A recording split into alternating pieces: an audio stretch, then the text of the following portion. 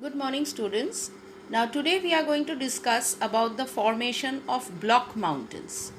Now from the name only you can understand that these mountains, they look like blocks and they are made from the layers of the rocks which are looking like blocks. Okay. So we will study over here the formation of the block mountains. Now block mountains are generally formed due to the force of tension or compression that goes on the earth's interior. Okay, so in this diagram you can see in the picture that in the first top diagram you can see that the land is straight, or in fact the earth's surface is straight over there, and tensional force is going on inside the earth. It's written the word tension. So the tensional force is going on inside the earth. So the pressure is such that the plates, that the lithospheric plates which are there on the in the earth's mantle, they move away from each other. So when these lithospheric plates move away from each other, there are faults or cracks created on the earth's surface. You can see in the diagram on the top that fault is created. There are lines drawn on the layers of the rocks, and you can see the word written fault over there. Now fault means cracks. So there are considerable number of cracks or faults which are created on the earth's surface. Now in the second diagram you can see a portion of the land has slipped down, like along those fault lines or those crack lines. Okay, see, you can see this it's written block subsided down, and a portion of the mountain, just a portion of the land has risen above. So you can see a portion of the land is rising above, and two portions have been pushed downwards. Now the portion of the land that is rising above is called a block mountain or a horst. It's written over there, see, in this diagram, clearly written that it's a block mountain, or it's also called a horst. And the portion that has been subsided down, or it has fallen down in between two block mountains, is called a rift valley. So the word rift will tell you that this valley has been formed by rift action, that is breaking down. Okay, so it has fallen down and subsided in between the two blocks. So this is the manner in which block mountains and rift valleys both together are formed due to the tensional force. That is when the plates, lithospheric plates, move away from each other. Now in the second, in the lower part of this picture, you can see that due to compressional force, totally a different thing may happen. Now compressional force means when the lithospheric plates moved towards each other. So now you can see the two arrows on the two sides are moving towards each other. That means there is compressional force acting inside the earth. Now when compressional force acts inside the earth, again fault lines are created or cracks are created on the earth's surface. Now in this case, instead of the land subsiding in between, you will find the two blocks of land from the two other sides have been risen upward. See the diagram? You can understand that the land has risen. The blocks of land on the both sides have been pushed upwards, and a portion of the land which is in the middle is left behind. That's just it is not subduction over here.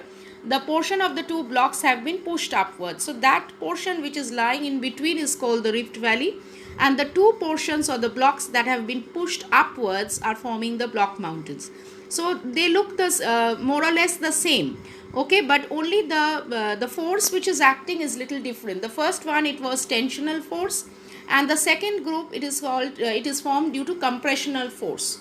But the landform which is created is the same in both. It is again a block mountain and a rift valley. Only it is that the first one is formed due to tensional force and the second one due to compressional force.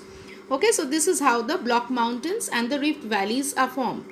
Now in the next picture, it's shown over here the normal fault and a reverse fault. So these faults lines which are created on the block mountains and the rift valleys that are created, sometimes it's the fault, they are normal faults. You see over here the fault plane is created.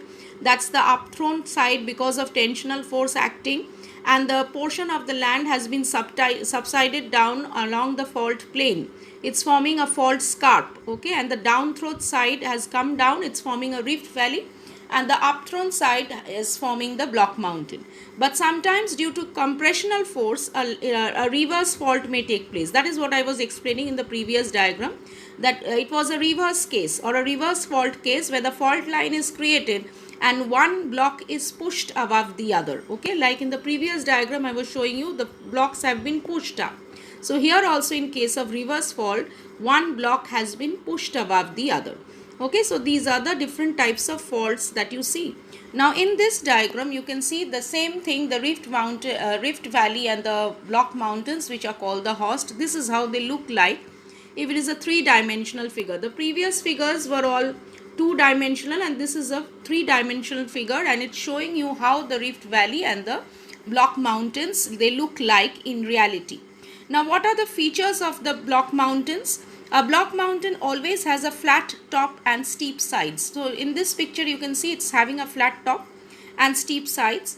Now a block mountain is always associated with a rift valley or a graben. Now the other name for the rift valley is a graben. It's also called a graben. So it has to be associated. So whenever you have a block mountain, you have to have a rift valley with it. The block mountains are not as high as the fold mountains. Now we have done the fold mountains just before this. So you now know that they are not very high like the fold mountains. They are lower in height and they do not cover any very expensive area. Like the fold mountains, they occur in ranges, but in case of the block mountains, they aren't any range. It is only a block of the land, a portion of the land which has faced the fault or the crack, and it has changed into a block mountain or this rift valley. Now next, a rift valley is usually occupied by a river in between two block mountains. Now the rift valley that you see in this diagram over here, it's a subsided block of the land. So sometimes many river, since it's a subsided land or it's a low land, sometimes river flow through this area. So they are often occupied by rivers which are flowing. Like for example, I'll give you from India, Vindhya and Satpura are two block mountains, and through which the Narmada river flows. So Vindhya and Satpura of India are the two block mountains.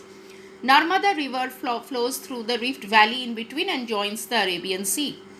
Now the sides of the block mountains are exposed to weathering and erosion. Now you can see it is exposed, the steep sides of the block mountains, they are often exposed to weathering and erosion, and so they usually get modified in their shapes and sizes. So in reality they often don't look like this, but with erosion the landscape slowly changes.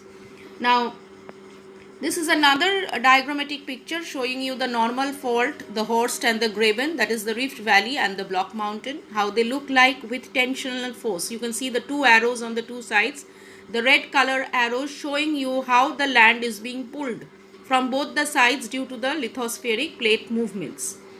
Now this is how in reality a block mountain and a rift valley looks like.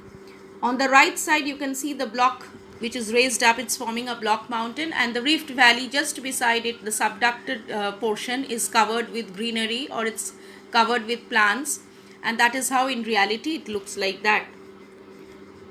This is another picture here showing you the block mountains and the rift valley. So you can clearly see the blocks standing above the raised part of the rest of the land. They are the raised blocks of forming the mountains, and the rift valley is the subducted portion, or the lower portion is forming the rift valley, which has been covered by plants and forests in this case. So I hope you have understood the formation of the block mountains and the rift valleys, and we will do the next, that is volcanic mountains, in the next class. Thank you children.